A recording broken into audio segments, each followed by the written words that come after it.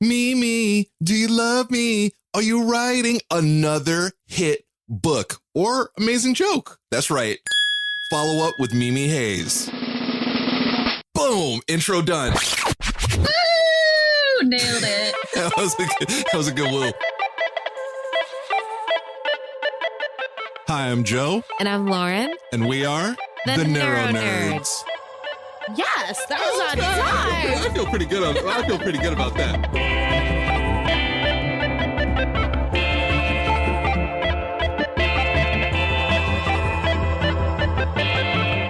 NeuroNerds. Welcome to the NeuroNerds.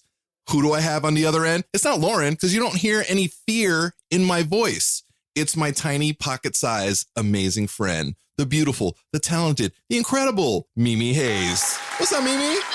Hi, Joe. How are you? I'm so happy to be, like, nobody else can see you. I can see you because you're on my computer screen. I'm so happy to see you and be talking to you. This is awesome. And Mimi has beautiful flowy hair, and she's has a golden brown tan. Oh, yes. I'm so tan right now. You wouldn't even recognize me. That's a bold-faced lie. Mimi is the color of eggshell. So what's up, Mimi? How are you? I prefer the shade Team Edward. Is that glistening that's going on? I saw a little bit of glistening. I was like, oh, sunlight hits your flesh. Yes, I'm glowing. You are glowing because you're awesome. So Mimi, you're obviously a friend of the show, friend of mine. You're one of the most talented people in the world. And you've also been our Audible ad NeuroNerds Book of the Month for like a couple of months in a row now. I know, it's been awesome. It's been an awesome book. So speaking of Audible, shameless plug. Audible is offering our listeners a free audiobook with a 30-day trial membership. As a brain injury or a stroke survivor like myself, it's hard for me to get through reading books due to my injury. But with Audible, I can now enjoy as many books as I want just by listening. Before I started using Audible, I was having trouble reading my brain buddy Mimi Hayes' book, I'll Be Okay, It's Just a Hole in My Head. But once it popped up on Audible, I immediately put it on my wish list. Read Mimi's book with us. That's right, the NeuroNerds are forming a book club. What a great way for our brain injury survivor community to read books together. And even if you don't want to read the book we're reading, with this free trial, you can select any book of your choice for free. Go to audibletrial.com/theneuronerds. Boom! But speaking of Audible, it's been a great way for me to get through your book as far as I've gotten in. Full disclosure, Joe hasn't finished. Don't yell at Joe. Joe still speaks about himself in a third person. Something wrong with Joe. Hate yourself. There's something wrong with Joe for sure. Well, it's because, as said in said ad, I have trouble retaining information. I have trouble reading, processing, and then holding on to that information. So I've gone through about 3/4 of your book via Audible, and it's been amazing. It's been really, really good because I'm like, oh, this is so joyous and wonderful, as opposed to the 7 pages that I read several times. Yeah, you were on page 7 for 9 months, maybe. Oh my God, Mimi, it's so frustrating. So here's the bummer. Bummer is I fancy myself pretty bright dude. No, I'm kind of an idiot, but I'm not like an idiot. And it just made me feel so bad that like I'm reading this page. I'm like, yes, this is great. And then the next page, I'm like, how did this start? Damn it. Let me read it again. I'll get through a couple more pages. Oh, wait, huh? How did I get here? Shit, gotta go all the way back. It was so frustrating. That's why the miracle of technology and Audible, thank you for putting your book on Audible. Seriously, it's very helpful for me. And I'm sure several of you out there. So Mimi, let's talk about said book. You actually kind of toured the world based on this book, the one woman show that you put together based on your book, which is based on Mimi's life. Spoiler alert. She has another hole in her head.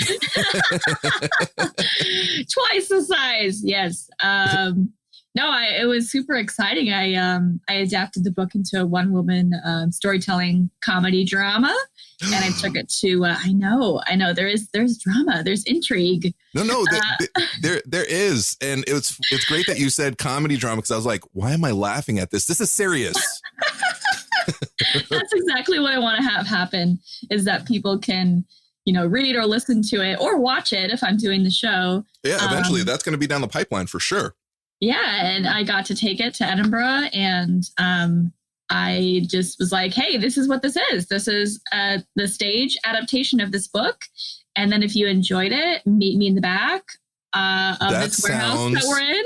Like you were offering up something more than a conversation, Mimi. Joe, oh, hey guys, do you like this book? Out of the gutter. No, I was like, hey, meet me out back. This is how we do things in Hollywood. Joe, awesome. You're so mature, but I love you for it. It's also my favorite thing about you. I'm forever 13. She says immature as in the background, there's a giant poster of Django Fett on the wall. So, you know, this is just who I am, Mimi. It's who I am. And while wearing a Punisher t-shirt because Joe's forever 13. So Edinburgh is in Scotland? Yes. Yeah, because I didn't know what that was. When you said, oh, I'm going to go to Edinburgh. I'm going to go to Edinburgh. I was like, is that like, I don't know, Westboro? Is that like where all the hateful people are? Like, I wouldn't go there. Yeah, it's a yearly arts festival in Scotland, and you will see every single kind of performer there. You'll see street performers, you'll see comedians, you'll see cabaret, you'll see, you know, musicals. Yes, cabaret. Was there mimes? Actually, I don't think I saw any mimes, but I'm sure there were. That's it. I'm going as a mime. I'm going to be like the worst mime. I'm just going to be like, hey guys, oh, damn it. No, I'm not supposed to. So how was that experience? Because this is like a big deal. You know, number one, just to put a book together and put all of your raw emotion and because you didn't really hold back, like you kind of went in, which is beautiful. And I think that's what's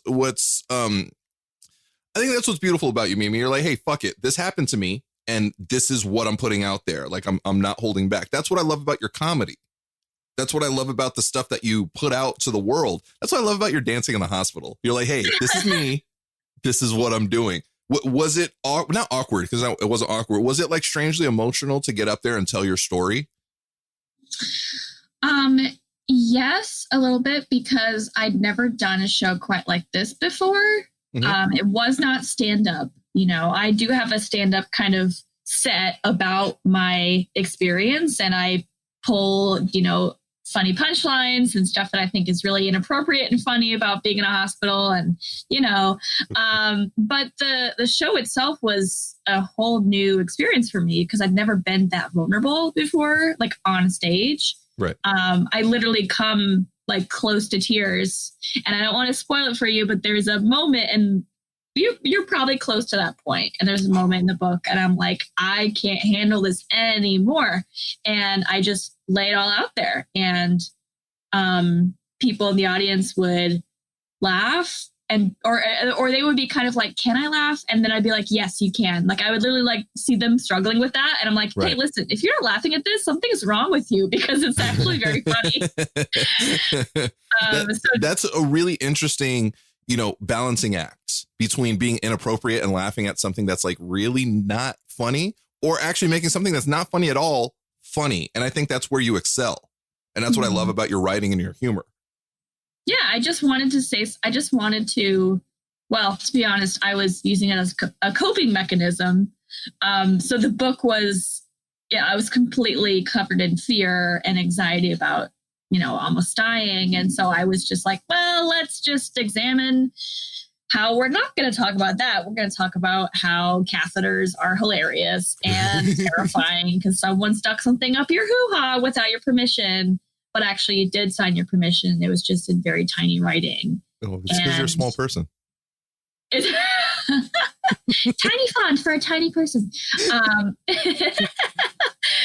But I just really wanted to explore my humor, my voice. Like I'd never been a writer before this point, before I started writing the book. And so it was like, oh, I can say whatever I want to say. I don't have to like, you know, hold anything back. There was no one saying like, you can't say that, or you need to be more academic, or that's not appropriate. Like I was just like going for it, and just someone. Isn't that freeing and amazing just to be like, hey, I'm my own boss and this is my story to tell, and this is how I'm going to tell it. I would think that would be just so freeing. It was very cathartic too, you know, especially when I was getting to the traumatic parts, and I was like, oh, you know, maybe you should actually deal with this in some capacity. And that's when I had like editors and coaches that I was working with at the time be like, were you actually laughing at this or were you terrified? And I was like, oh yeah, I was actually terrified. Oh, is that coming across that this is a terrifying situation? This is life-changing?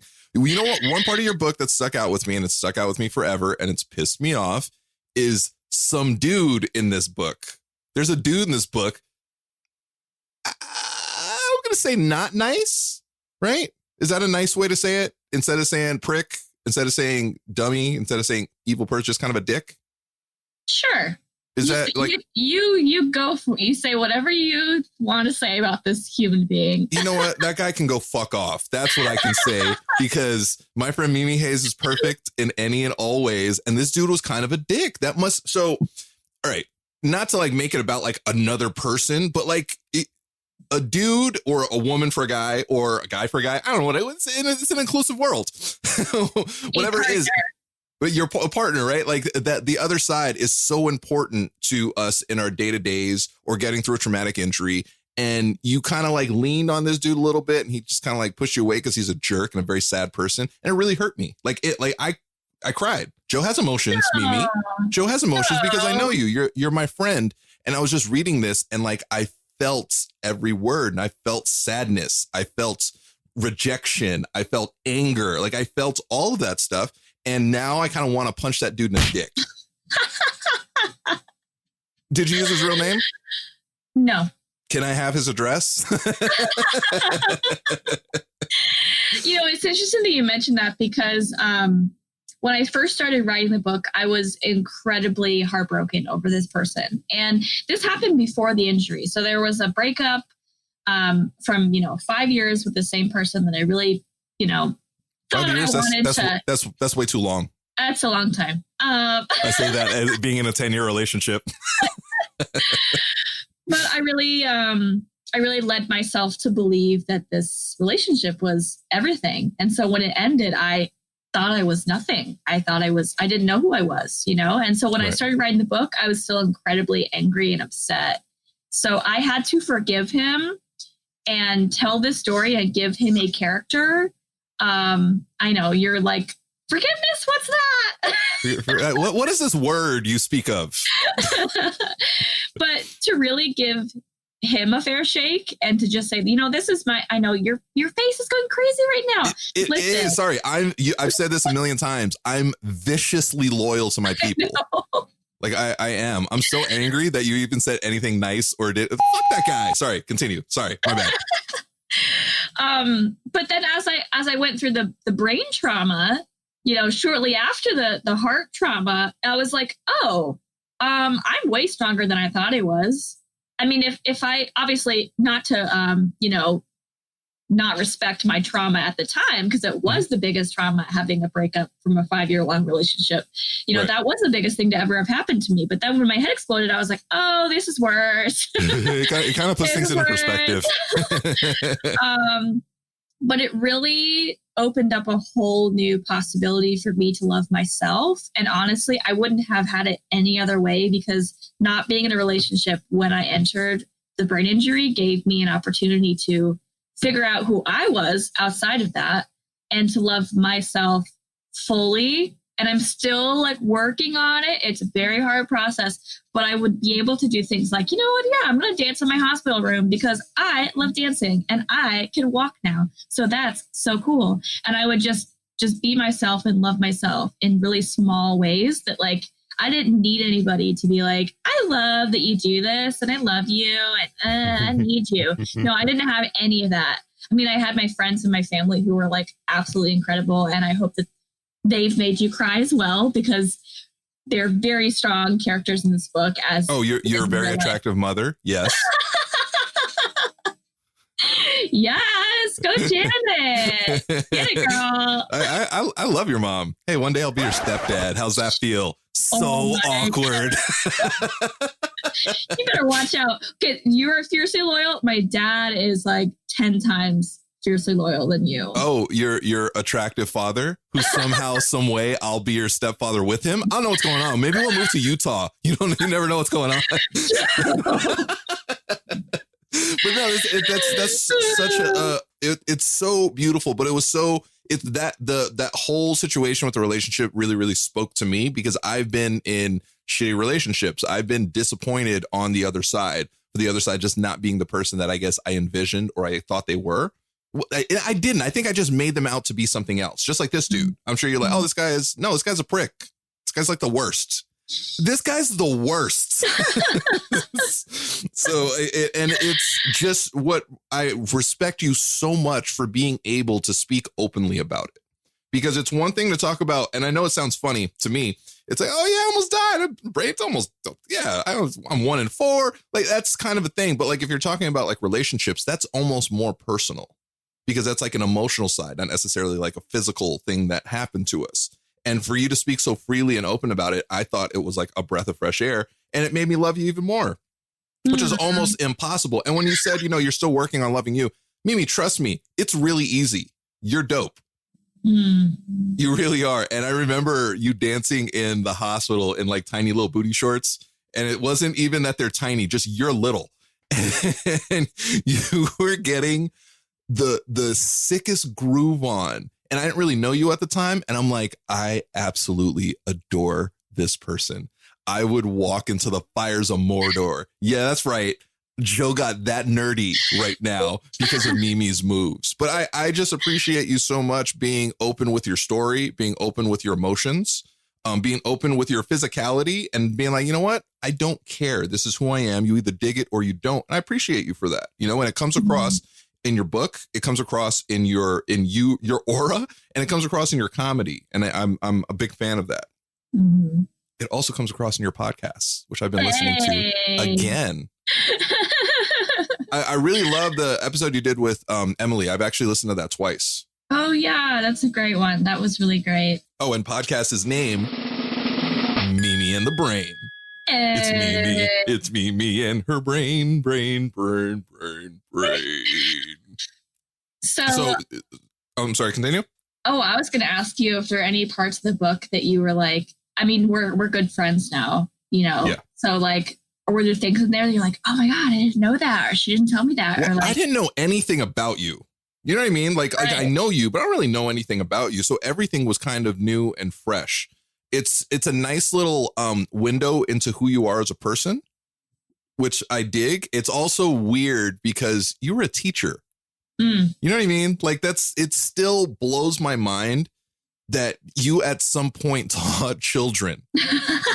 Why is that so hard to believe? Number one, you're the size of a child. Yeah. Okay. You know what I mean?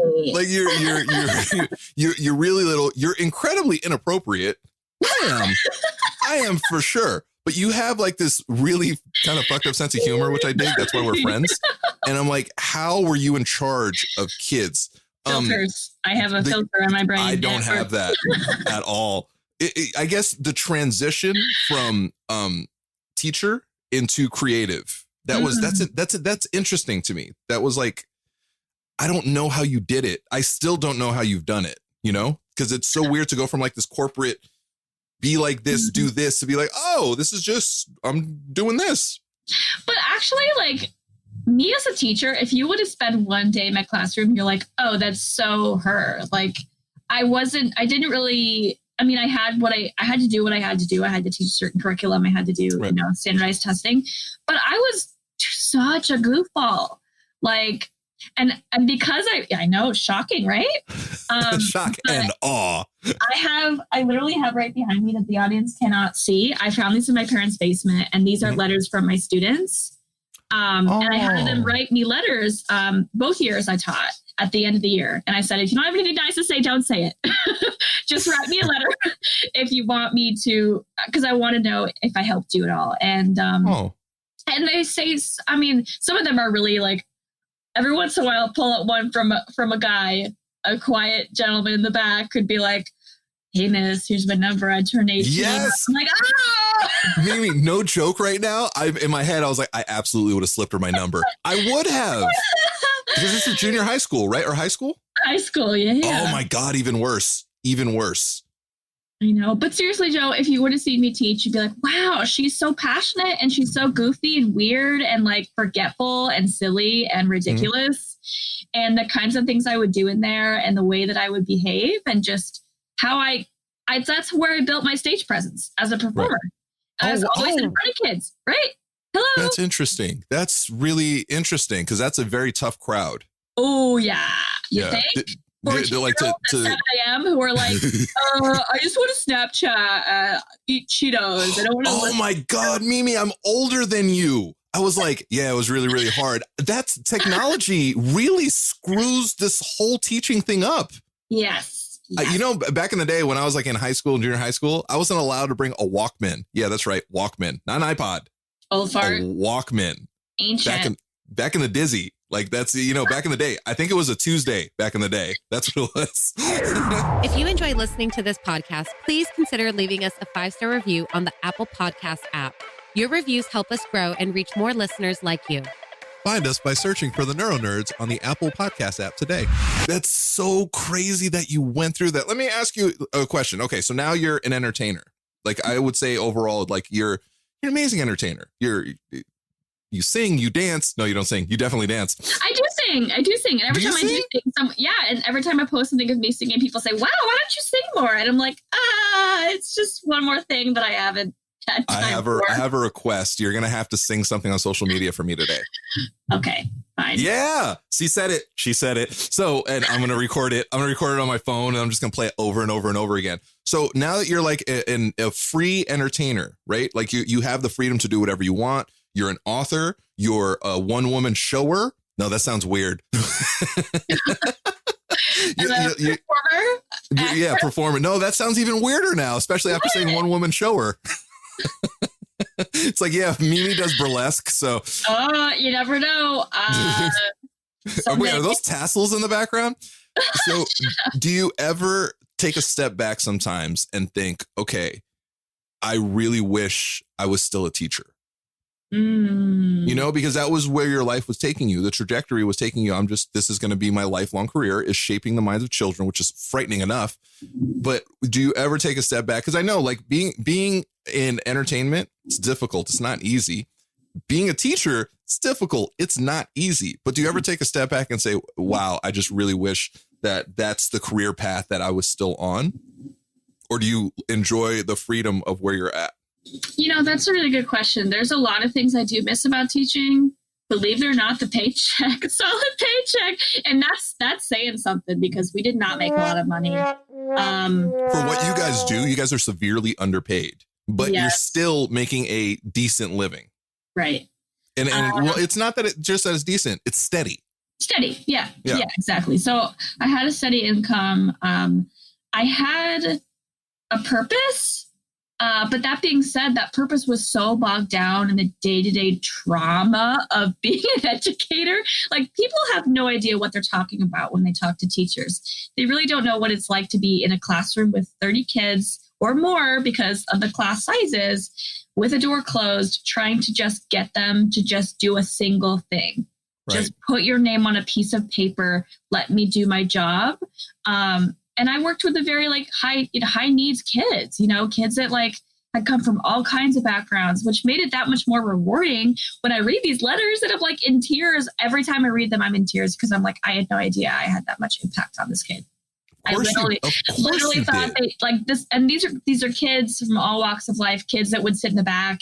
And I'm like, they're not even listening or they don't hear me or there's no way that they're connecting to me. This crazy little white lady running around, forgetting everything and bumping into desks and ripping her pants on the desk because she can't, she's so bloody, discoordinated, but I miss the highs. I miss the highs of teaching. I don't miss anything else.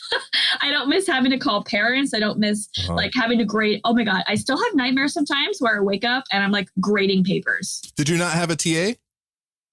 So actually, sometimes I did because I was a cool teacher. I had a lot of kids that were like, can I just sit in your class and like be your TA? That's what they sounded like. Yeah, I would think so. That's funny. That's what you sounded like too. That's funny.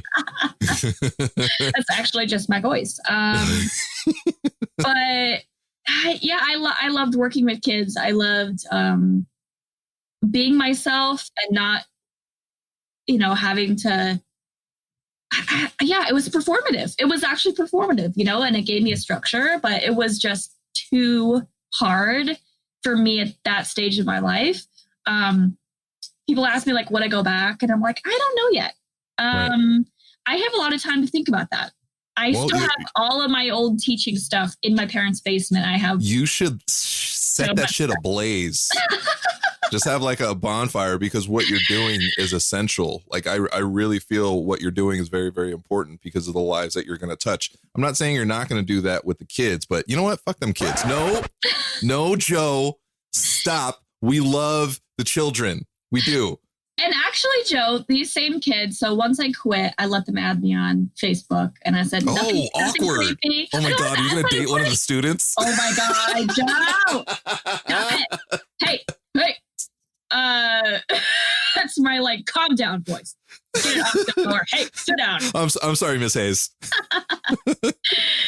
But I really was like, I'm moving to New York City. I'm going to be a performer. I'm trying to get I was surprised. I've been writing a book this whole time. Like, yes, I have a life outside of this, job.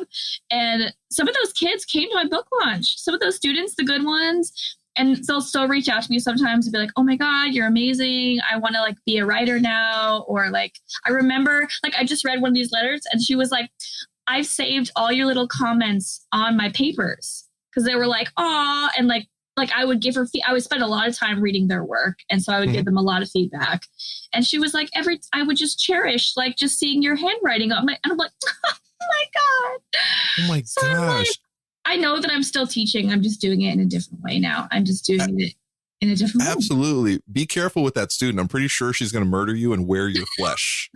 I'm just spitballing. I think that's kind of the first thing that came to my mind. But no, that's such a beautiful, I didn't mean to ruin your beautiful moment, but Forever 13. I think that's amazing. Anytime that you can change someone's life, and because literally you were changing the future. And I know that sounds a little weird, but you were changing the future. And I think that's such a beautiful thing. But you're actually doing the same thing right now, telling your story, people reading your book, people listening to your stand-up, people who've seen your one-woman show that's going to end up transitioning into a bigger and better show. Who knows? Netflix, Hulu. Wait, what's the new one? Disney Plus? I'm going big. Disney Plus. She's going to be the sequel to Mandalorian. It's going to be Mimi and Bray. It's going to be me and Baby Yoda, and we're going to be just in the dog park and just they're just going to be hanging out, and Baby Yoda is going to be looking down at Mimi because she's that small. If you want to join the Change the Face of Stroke campaign and be part of the movement, send your black and white photo to hello@theneuronerds.com. We're going to be releasing videos daily as part of this campaign. So if you're a stroke survivor under the age of 50 and would like to be included in our Change the Face of Stroke videos, please submit your black and white photo, ideally on a white background, to hello@theneuronerds.com. Strokes can happen to anyone, anywhere, from any ethnic background and age. By spreading more awareness of this, we hope to educate and help prevent strokes in the future. Join our campaign, Change the Face of Stroke. But I think what you're doing is really important because, so I took a step back and I started thinking about like helping the community and the people that like we converse with, and that we're literally changing so many lives because it's not just the person that we're talking to.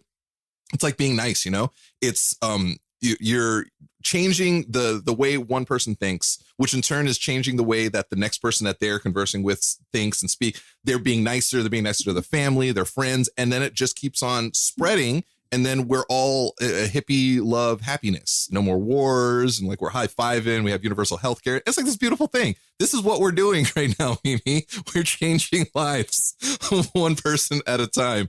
But I have to believe that. I really do. You not have to. You should, because that's what it is.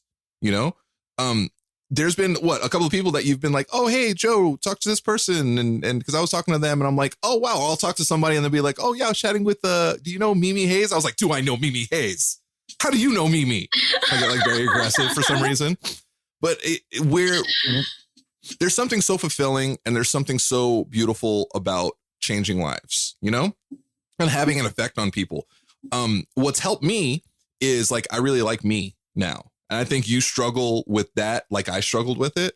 I didn't really like me too much growing up. I was very mean to myself. I was very dismissive of my own feelings. I didn't really know how to process anything. I didn't really know how to deal with anything. And I was kind of miserable. And therefore, I was a passenger in other people's lives. That's why I would try to help people so much. Now I'm like, I like being here.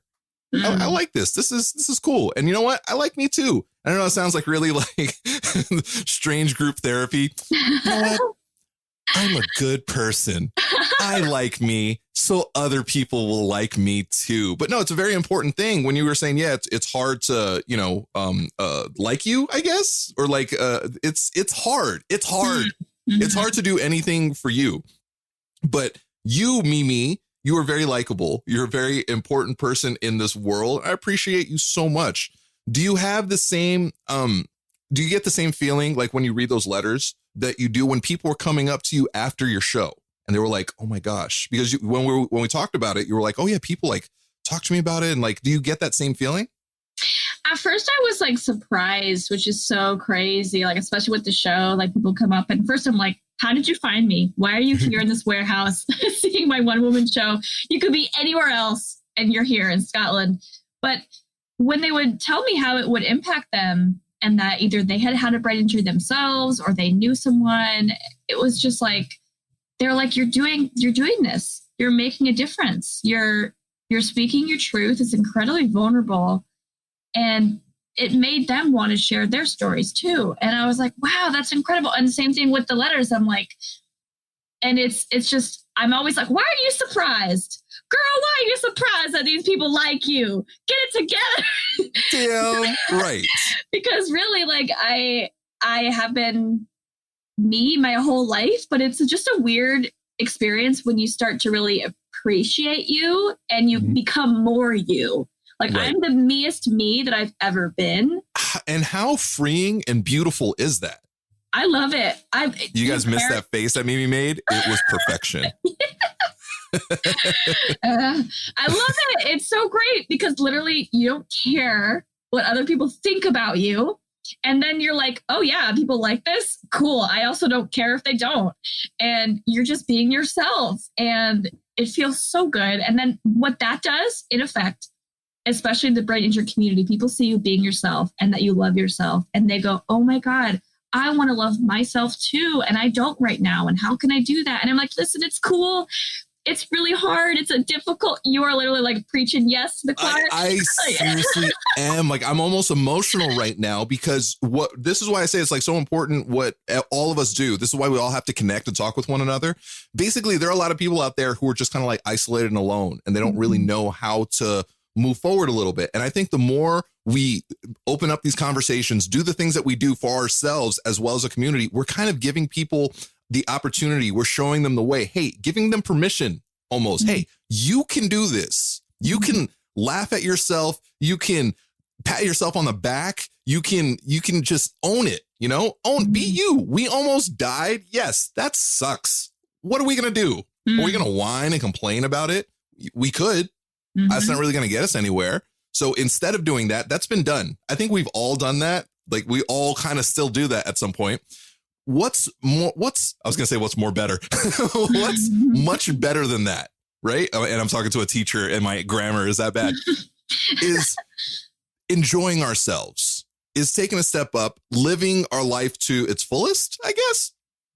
Loving ourselves so we can like love everything else. You can't really appreciate anything unless you appreciate yourself first. And these are things like I'm saying I still struggle with on the daily. Like, I really, really do.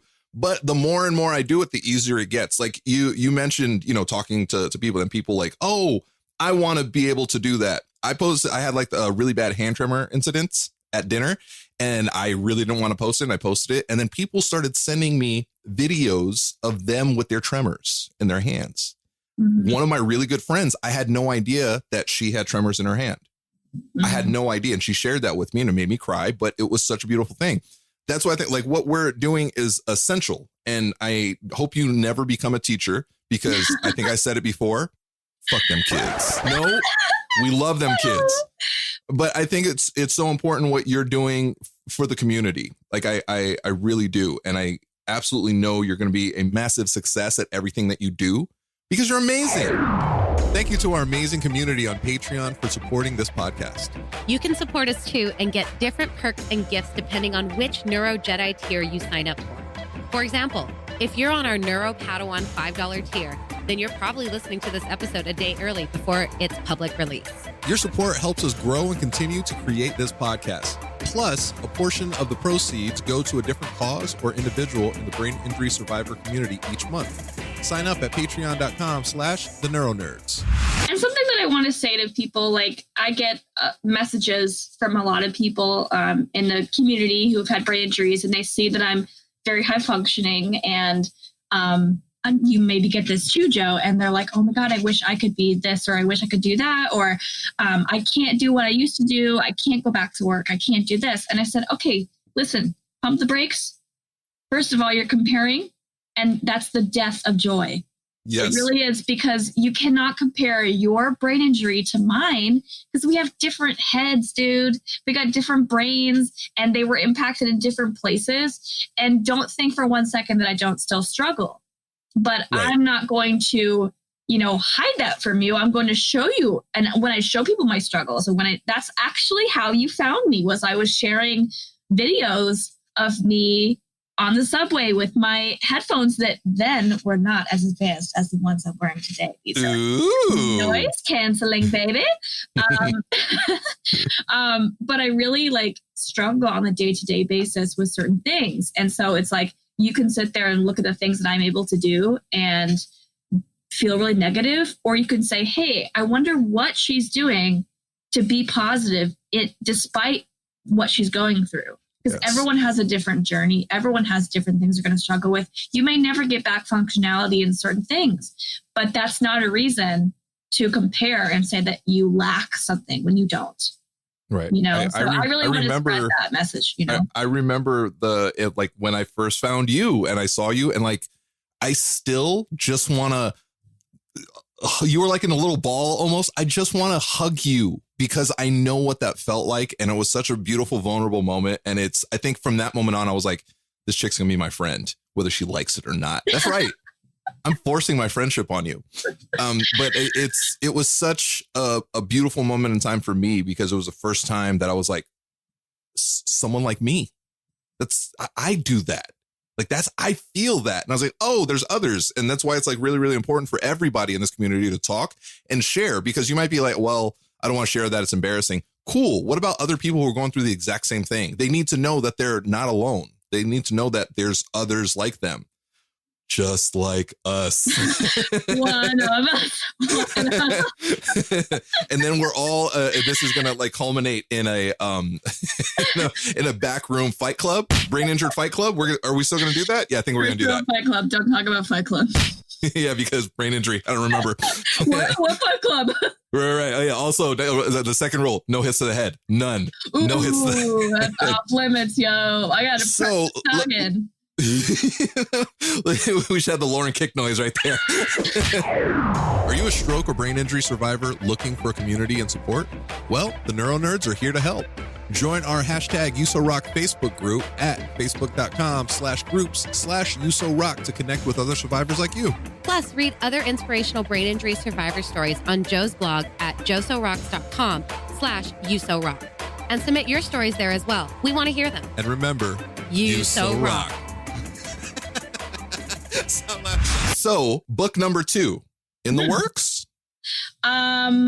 Actually, maybe. No, yes. Okay. Now, it doesn't necessarily have to be a sequel, right? It doesn't have to be. No. Here's the thing. I wrote a second book, actually, my first year. I already wrote it. I just haven't done anything with it.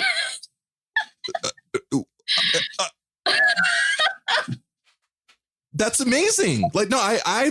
This is amazing to me. I really, it's amazing that because you're an amazing writer. I love your voice on paper. It's not even on paper when it's spoken into my ear.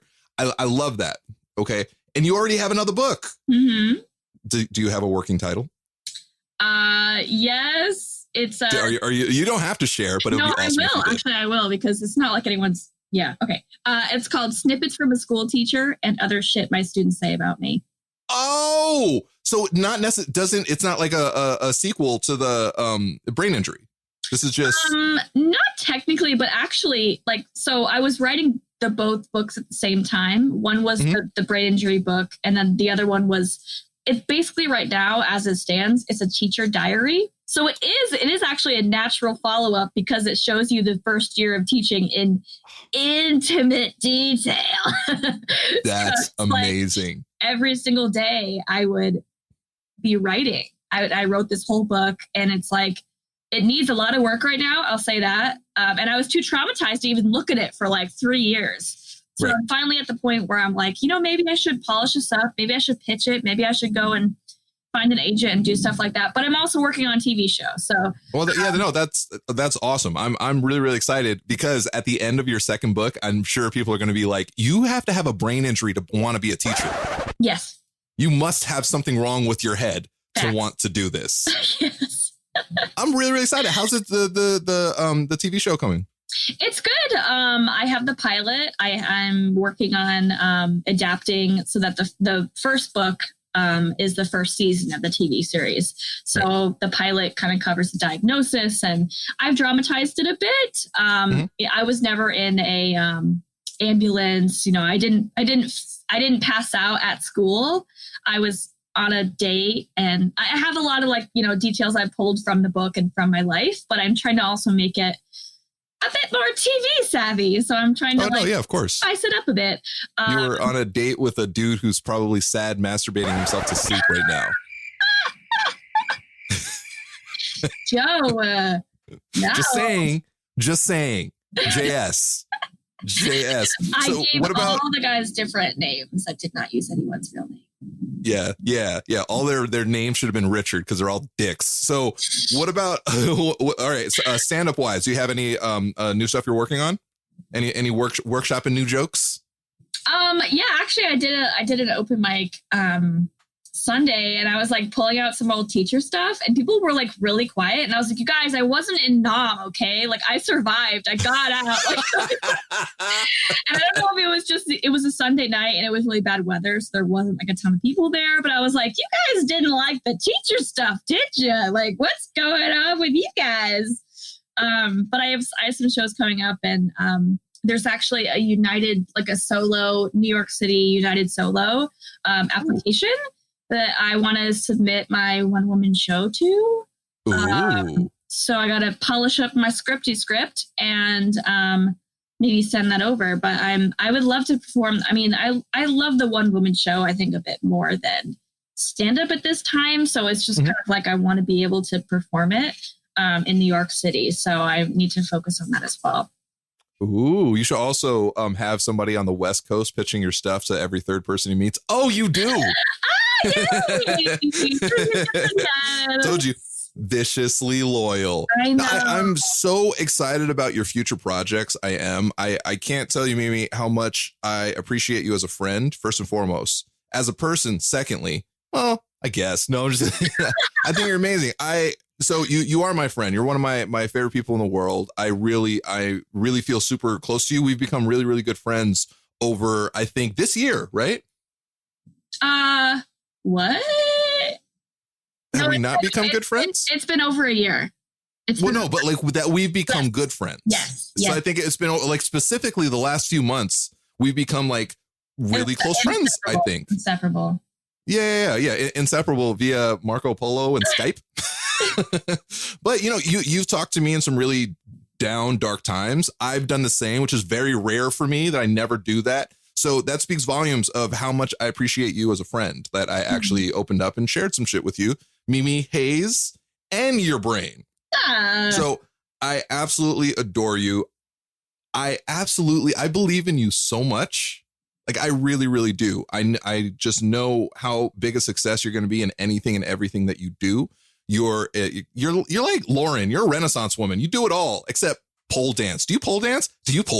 Mimi, tell me you pole dance. I don't know if I have the upper body strength for that at this juncture. I actually think, and I think you might be able to pole dance on a straw. Mimi Hayes is a very small person. So definitely check out Mimi's podcast, Mimi and the Brain, which, come on, man, that alone, greatest name of a podcast ever, next to the NeuroNerds. Mm-hmm. JS, just saying there.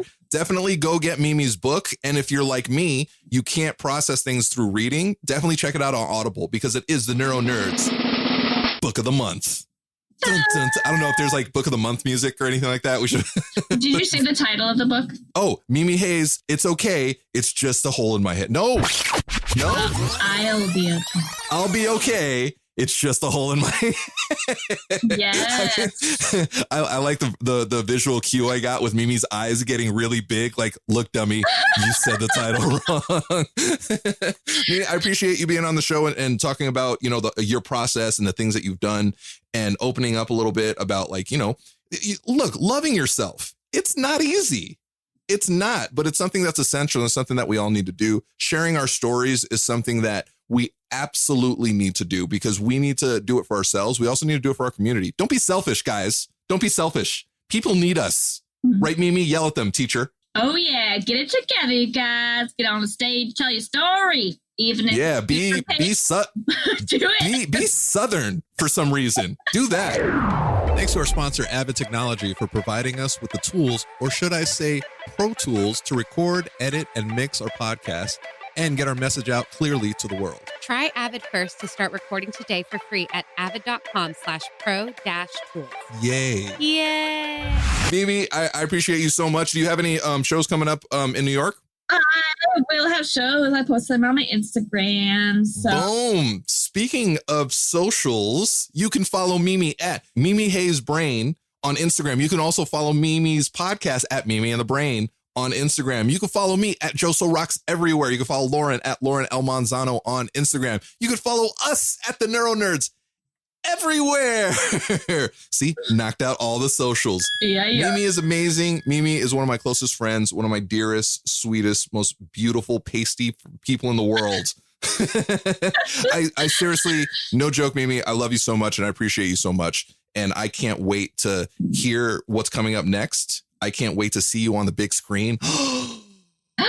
Really? I'm putting it out there. Like, I'm putting it out there. Like, I'm gonna binge watch your show. 2021. No, yeah. Within the next 2020 is like a week away. It's not a week. It's like 3 weeks away. So I'm saying this, within 5 years, I'm going to binge watch your show. Let's put that out there. Let's put that energy. Let's put that hippie vibration out there. Right. Yeah, and if you're listening to this and you're like, I'm really looking for a really weird story to greenlight because I'm a very important CEO. I don't know who you are. If you're listening, come on, hit us up. What are you waiting for? What are you doing? What are you waiting for? Just like at her shows, she'll take you around the back. Wait, no? Yeah, no, for a conversation. Wink, wink. Fight Club. Yeah, we don't talk about that. No hits to the head. So on this very strange, devolved episode note, this neuro nerd and that neuro teacher are out. Bye. Mimi, I'm so happy to see you this early in the morning.